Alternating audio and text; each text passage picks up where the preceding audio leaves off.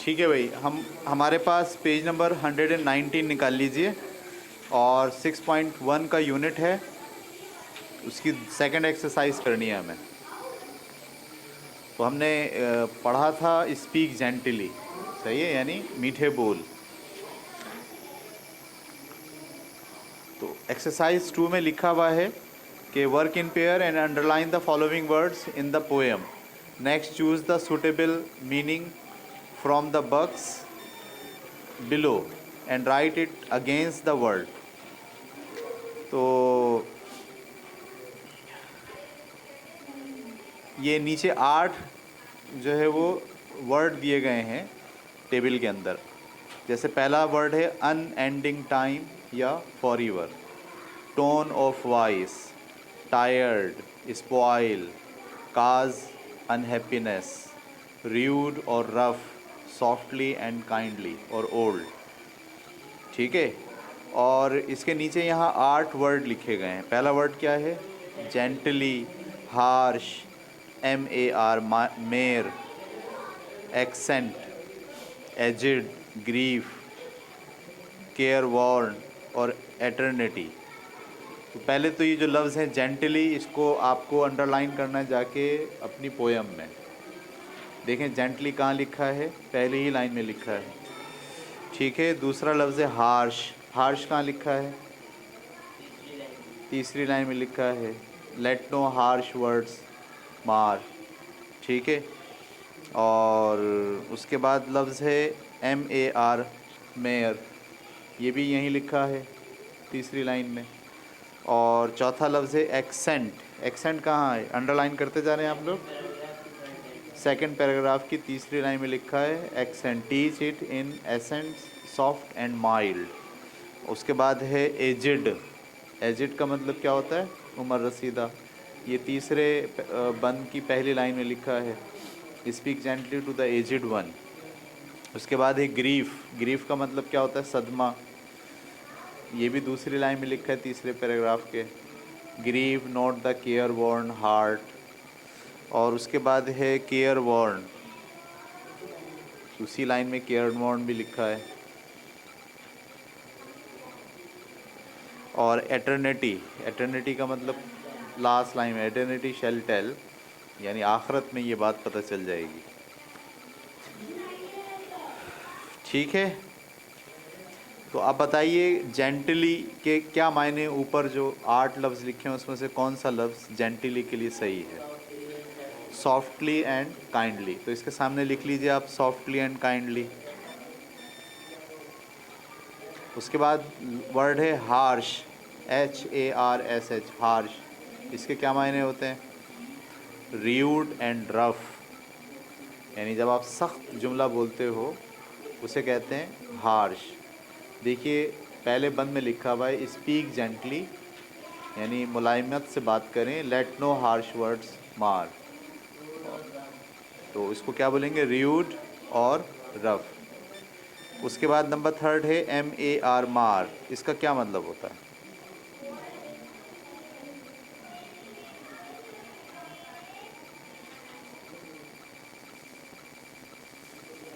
MAR मार, इसका क्या मायने है?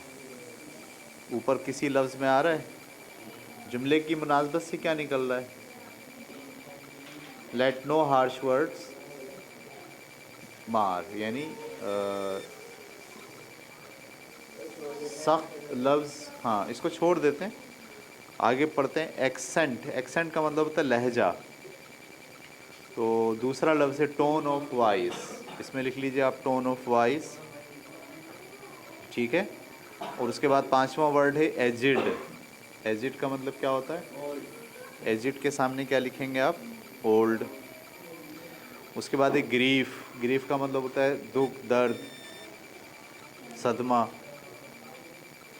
तो इसको आप लिखेंगे काज अनहैप्पीनेस। ठीक है, और उसके बाद है केयर वॉर्न। केयर वॉर्न के मायने भी अभी रहने दीजिए। और एटर्निटी का मतलब होता है हमेशा। एटर्निटी के लिए क्या आ जाएगा? अनएंडिंग टाइम या फॉरएवर। अब 2 बचे आपके पास, एक MAR मार बचा और दूसरा क्या बचा, केयर वॉर्न। और यहाँ लफ्ज़ भी दो बचे, कौन कौन से, एक टायर्ड और एक स्पॉइल। तो टायर्ड का मतलब होता है थका होना। तो grieve not the care worn heart. Care worn के मायने क्या होते हैं, थके हुए लोग। तो केयर वॉर्न के सामने आप क्या लगा देंगे, टायर्ड। और मेयर के मायने बचा spoil.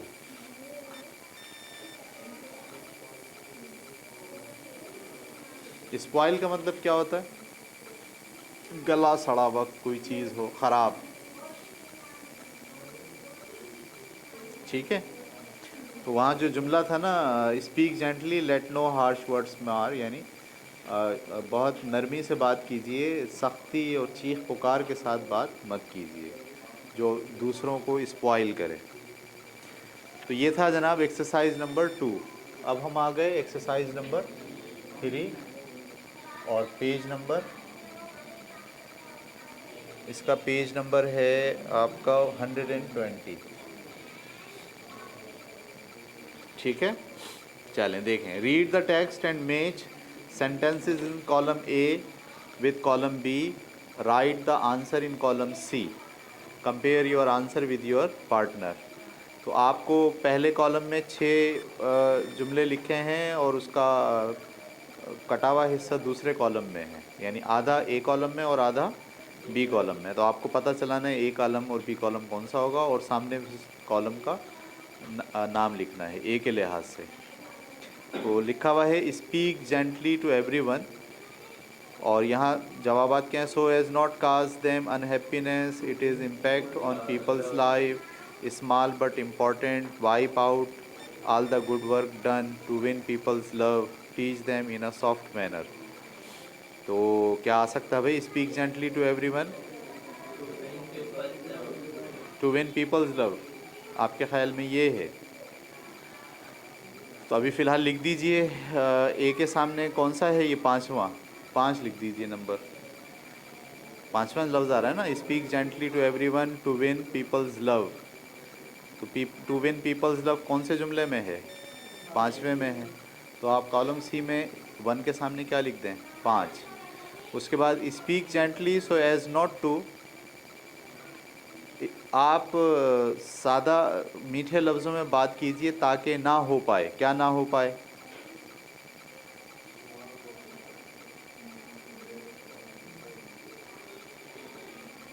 As not to wipe out all the good work, not to teach them in a soft manner, ये भी नहीं हो सकता। क्या हो सकता है, as not to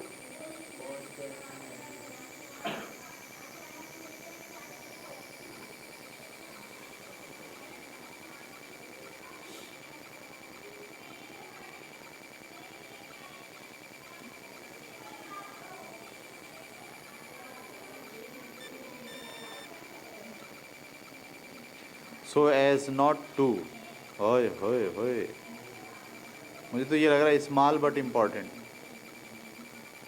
speak gently so as not to small but, है तो ये छोटी बात लेकिन है बहुत।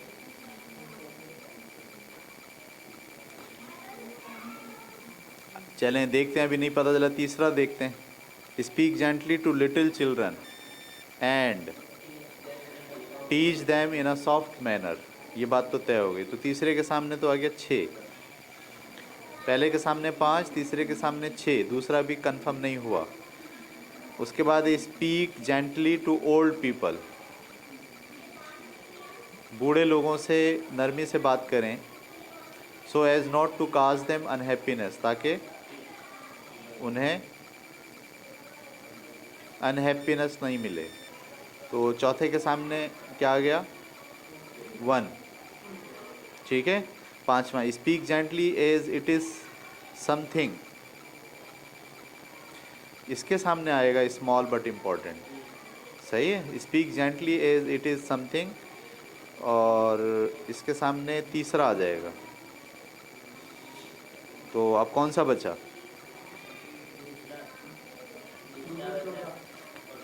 और चौथा बचा। अच्छा, छठे को देखें हम। Speak gently as only time will show.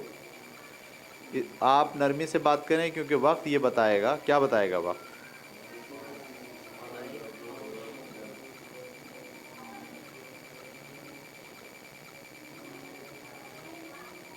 Only time will show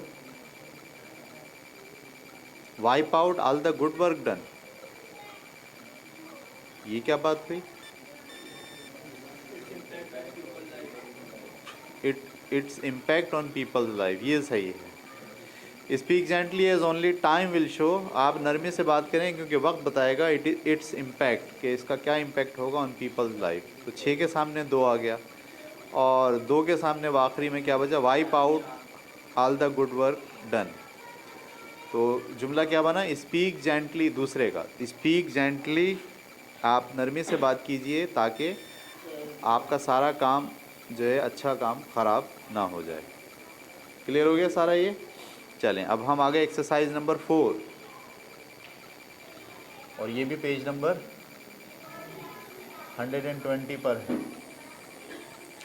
work in pair and find out the reason why the poet ask us to speak gently. क्यों शायर ने कहा है कि आप नरमी से बात करें। First discuss the reason orally and then write the answer in the your book. पहले आप उसको डिस्कस करें, बाद में इनके सवालात के जवाब दें। क्यों उसने कहा है कि आप we should speak gently to everyone.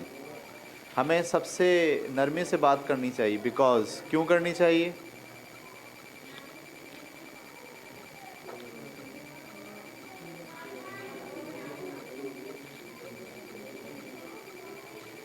आपके ख्याल में इसको पहले पैराग्राफ में देखा जाए।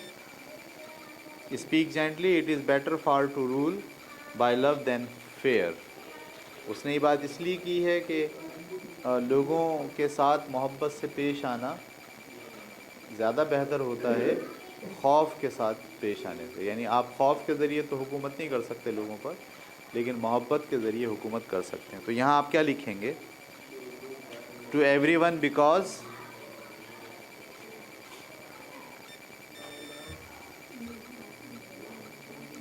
Because it is better far to rule by love than fear. ये लिख लें आप। Because it is better far, क्योंकि ये ज़्यादा बेहतर है, to rule by love than fear, कि आप लोगों के साथ खौफ से हुक्मरानी करने के बजाय मोहब्बत से हुक्मरानी करें लोगों के दिलों पे। इसके बाद बी है, we should not speak in a harsh manner. हमें तल्ख जुमलों में बात नहीं करनी चाहिए। बिकॉज, क्योंकि क्यों नहीं करनी चाहिए?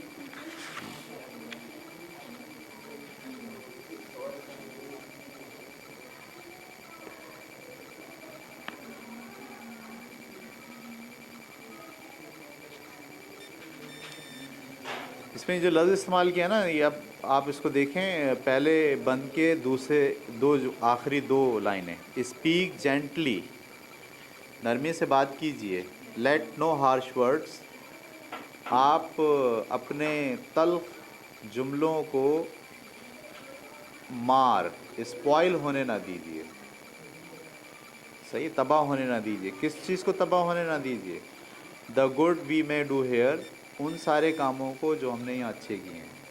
हमारी तल्ख बातें उन कामों को ख़राब कर देती हैं जो हमने अच्छे काम यहाँ किए हैं। तो वो शायर ने दरअसल आपसे कहा है कि स्पीक जेंटली आप करें, और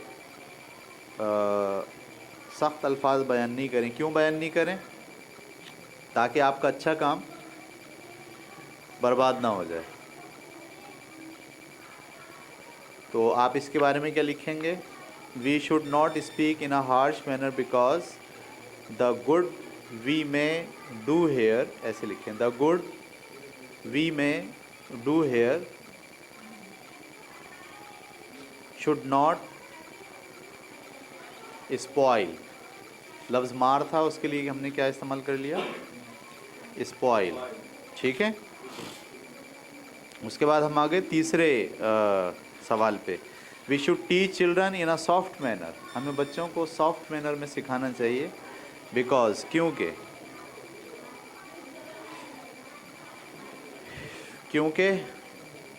लिखा है ना, teach it in accent soft and mild it may not long remain, क्योंकि उनका बचपना ज़्यादा अरसे तक नहीं रहेगा। तो because their childhood may not long remain, ऐसे लिख दें, because their childhood may not long remain. आप लिखते जा रहे हैं, आप दोनों कहाँ लिख रहे हैं? क्यों, बुक कहाँ है? लिखे ना, कहाँ लिख लिया? तीनों लिख लिए, तीसरा लिखें। We should teach children in a soft manner because their childhood may not long remain. उसके बाद चौथा जुमला है, we should not cause unhappiness to older people, हमें जो बूढ़े लोग हैं उनके लिए उनको गमज़दा नहीं करना चाहिए। क्योंकि, क्यों नहीं करना चाहिए?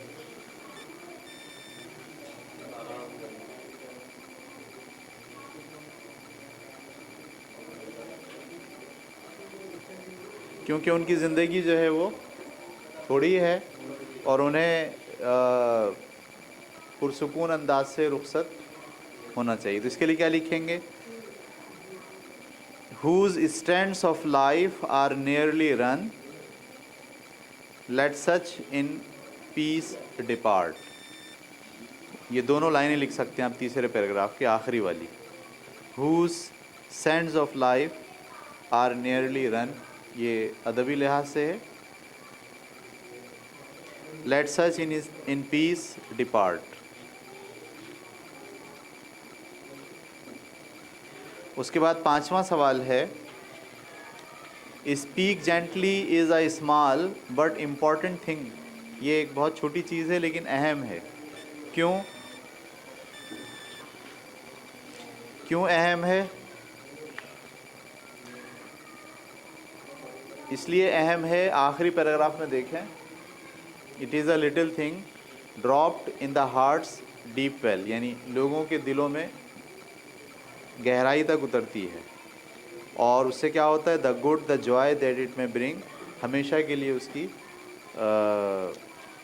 खुशी बरकरार रहती है। तो आप ये तीनों लाइनें लिख सकते हैं, because it drop in the heart deep well, comma the good the Joy that it में ब्रिंग एटर्निटी शेल टेल। आखिरत में इसका पता चलेगा कि जो कुछ भी आपने किया है, नरमी से बात की है, उसका क्या बेनिफिट हुआ है। तो ये था जनाब आपका एक्सरसाइज नंबर 4। उसके बाद है एक्सरसाइज नंबर 5। टाइम हमारा ख़त्म हो गया। एक्सरसाइज नंबर 5 अगली क्लास में करेंगे।